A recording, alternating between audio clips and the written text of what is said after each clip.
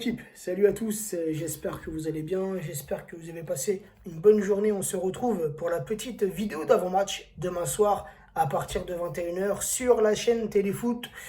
Cette chaîne qui malheureusement vit ces dernières heures, une chaîne pourtant toute jeune qui avait été lancée il y a 6 mois de ça, si je dis pas de bêtises, mais c'est déjà la fin. On l'a appris hier, rupture de contrat entre Mediapro puis la LFP. Parenthèse fermée. Demain soir les amis, un match qui nous intéresse tous, un gros match, un gros choc de Ligue 1 entre le Paris Saint-Germain et l'Olympique Lyonnais, un match qui sera en direct du Parc des Princes, match comptant pour la 14e journée de Ligue 1.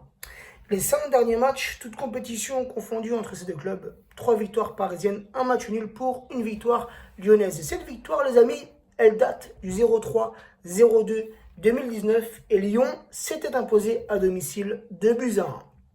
L'Olympique Lyonnais, sur leurs 20 derniers matchs, toutes compétitions confondues, c'est un bilan plutôt pas mal, plutôt positif. 10 victoires, 6 nuls pour 4 défaites. Côté parisien, sur nos 20 derniers matchs, toutes compétitions confondues, je me répète d'avant-match en avant-match, mais ça bouge pas. 13 victoires, 1 nul pour 6 défaites. Donc, les amis, le week-end dernier, match qui comptait pour la 13e journée de Ligue 1. Lyon s'est déplacé à Metz, victoire lyonnaise, 1-3. Le Paris Saint-Germain s'était déplacé sur la pelouse de Montpellier, victoire parisienne, 1-3. Mais cette semaine, les amis, il y a eu un match important pour nos Parisiens, un match qui devait normalement se jouer mardi soir. Mais on sait tous ce qui s'est passé sur la pelouse du Parc des Princes, avec ce 4e arbitre.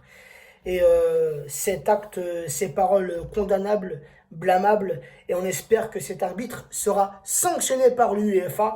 Donc un match qui s'est donc joué mercredi soir, et les Parisiens savaient déjà qu'ils étaient qualifiés pour les huitièmes de finale, puisque la veille, Leipzig avait gagné son match contre Manchester United. Manchester United qui va du coup jouer l'Europa League, Leipzig deuxième, et le Paris Saint-Germain qui a fini premier de son groupe avec cette belle prestation, cette belle victoire contre le Başakşehir. Certains diront que ce match a été rendu facile avec ce qui s'est passé la veille. Chacun est libre de penser ce qu'il veut, mais en tout cas, nos Parisiens ont fait le taf. Nos Parisiens nous ont montré un beau football, un jeu collectif et surtout une efficacité offensive. 5-1 les amis. Bravo à nos Parisiens pour cette qualification. Et aussi bravo aux Lillois pour leur qualification pour les phases finales de l'Europa League. Les seuls 2 clubs français, Paris Saint-Germain et Lille, à représenter la France lors des phases finales. Et ouais les amis, tout de même il faut se poser des questions. Nous avions donc le Paris Saint-Germain, l'OM, le Stade Rennais, ces 3 clubs en Ligue des Champions. Seul le Paris Saint-Germain se qualifie. Quelle est l'ambition des Marseillais? Quelle est l'ambition des Rennais? Encore les Rennais, on peut les excuser. C'était leur première participation en Ligue des Champions. On peut leur pardonner, il n'y a pas de problème. Mais tout de même, il y avait la place pour au moins se qualifier pour l'Europa League. Mais l'OM, les gars, certes, Manchester City, c'est dur. Porto, ok, mais Olympiakos. Je suis désolé, j'essaie d'être objectif. Je déteste l'OM, et vous le savez. Mais je reste objectif. Et pour moi, l'OM est au-dessus de l'Olympiakos. Donc, tu vois, au moins, tu finis 3e, mais pas 4e. Au moins, tu es en Europa League, tu vois.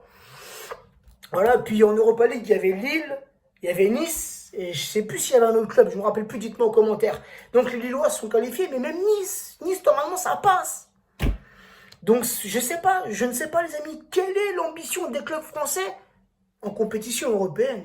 Ça se bataille pour la 2e, la 3e, la 4e, la 5e place, pour au final sortir comme ça dès les phases de poule. C'est pas, tu vois, c'est pas une bonne ambition, tu vois. Mais en tout cas, le Paris Saint-Germain qui est beaucoup critiqué, le Paris Saint-Germain qui est beaucoup moqué, mais en tout cas, depuis 9 ans, le Paris Saint-Germain se qualifie tous les ans depuis 9 ans, un 9 ans consécutif que le Paris Saint-Germain se qualifie pour les phases finales. Donc, ça au moins, les amis, faut le surligner, tu vois. C'est pas donné à tout le monde. Bref, donc voilà, bravo nos Parisiens, bravo aux Lillois. Un petit récapitulatif, les amis, sur le classement de cette Ligue 1. Un classement, encore une fois, très serré. Et moi, ça me plaît. Tu vois, il y a un an de ça, on survolait la Ligue 1. Tu vois, on avait déjà je sais pas combien de points d'avance sur le 2e. Là, c'est serré et ça me plaît. Tu vois, ça te donne envie de regarder les matchs de Ligue 1. Tu vois, comme là, au moment où je fais cette vidéo, il y a l'OM et Monaco qui jouent, donc 2 équipes du haut de tableau. Et je pense que l'OM mène toujours 2-0. Donc, tu vois, l'OM qui remonte, je pense que si l'OM s'impose, l'OM sera deuxième avec 2 matchs de retard. Encore une fois, si je ne me trompe pas, dites-moi en commentaire si je me trompe. Mais je pense que l'OM ont 2 matchs en retard. Donc là, si l'OM gagne contre Monaco, ils sont juste derrière nous. Donc oui, ça me plaît, ce championnat qui est si serré. Bref, pour le moment, le Paris Saint-Germain, premier avec 28 points, 9 victoires, 1 nul, 3 défaites, 33 buts marqués pour 9 buts encaissés. Le Paris Saint-Germain est actuellement la meilleure attaque de Ligue 1, à la 4e place avec seulement 2 points de retard. L'Olympique Lyonnais avec 26 points, 7 victoires, 5 nuls, une seule défaite. Attention, une seule défaite pour les Lyonnais, 24 buts marqués pour 11 buts encaissés. Donc pour demain soir, les amis, je ne sais pas, mais vous allez me dire votre prono en commentaire. Mais bizarrement, même si nos Parisiens sont sur une bonne lancée avec 3 victoires consécutives, Manchester, Montpellier, Başakşehir. 3 victoires qui nous ont fait du bien. Puisqu'avant ça, c'était tout de même un peu galère, tu vois. Mais des Parisiens qui, physiquement, vont mieux.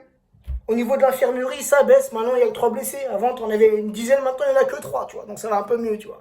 Mais des Parisiens qui proposent du beau jeu, comme il le dit. Collectivement, ça va. Offensivement, on est plus efficace. Mais les gars, je ne sais pas pourquoi. Mais j'ai une petite appréhension pour demain soir et je vois un match nul. Moi, honnêtement, je vois un match nul. Je vois un match serré. Puisque tout de même, Lyon, les gars, ça reste une bonne équipe de Ligue 1. Ça reste une grosse équipe de Ligue 1. Lyon, qui n'a que le championnat à jouer. Donc, des Lyonnais qui seront beaucoup moins fatigués que nos Parisiens qui se sont donnés cette semaine en Ligue des Champions. Donc, bizarrement, les gars, bizarrement, je sens un match nul. Genre un 2-2, un 3-3, je vois des buts. Mais je vois vraiment un match nul, un match serré. Bref, sur les 48 derniers matchs de Ligue 1, entre ces deux équipes, c'est 18 victoires pour le Paris Saint-Germain, 16 victoires pour l'Olympique Lyonnais, pour 14 matchs nuls. Les blessés, côté parisien, comme je disais tout à l'heure, 3 blessés, Bernat, Sarabia, Icardi. Et côté lyonnais, ça peut être bénéfique pour nous, Cherki est blessé et Depay est incertain. Incertain, Depay pour demain soir. Si Depay n'est pas là, c'est bénéfique pour nous. Parce que Depay, c'est certainement le Lyonnais le plus dangereux. Bref, la petite compo, les amis, pour demain. Malgré que je ne suis pas un adepte de cette composition. Mais on doit l'avouer que ça marche bien depuis quelques matchs. Tourelle l'avait mis, ce système de jeu. Je parle bien sûr du 5-3-2. Il l'avait mis en place à la fin de match contre Manchester United. Il l'avait mis en place contre Montpellier. Il l'a remis en place contre le Başakşehir. Et je dois avouer que c'est une compo qui porte ses fruits. C'est un système de jeu qui porte ses fruits. C'est un système de jeu qui nous apporte une sécurité défensive avec 5 défenseurs, plus des latéraux qui montent sur les phases offensives. Mais en jouant à 5 défenseurs, cela libère nos attaquants, qui seront peut-être pour demain soir Kylian et Neymar. Mais ça les libère, ça les laisse libres offensivement. Voilà, ça leur évite de revenir défendre. Donc, pourquoi pas pour demain, puisque encore une fois, demain, c'est un gros choc de Ligue 1 contre une bonne équipe de Ligue 1. Donc, pourquoi pas remettre pour demain soir ce système, ce 5-3-2 avec Navas dans les cages parisiennes, Florenzi latéral droit, Bakker latéral gauche, Marquinhos défenseur central droit, si on peut dire ça comme ça, Kipembe défenseur central gauche, Danilo en défense centrale, Paredes en milieu récupérateur, Verratti milieu droit, Rafinha milieu gauche. Et je dois vous avouer que je kiffe ce milieu à 3. Ce Paredes, Verratti, Rafinha, ça joue vers l'avant. Et moi les gars, ça me fait kiffer. Et je trouve que c'est un milieu solide. Et offensivement, je mettrais comme mercredi soir, Mbappé et Neymar. Et donc, comme je l'ai dit, mon petit prono, tu vois, je sais pas pourquoi, mais je suis un match nul pour demain soir. Je suis un petit 2-2 ou bien un petit 3-3.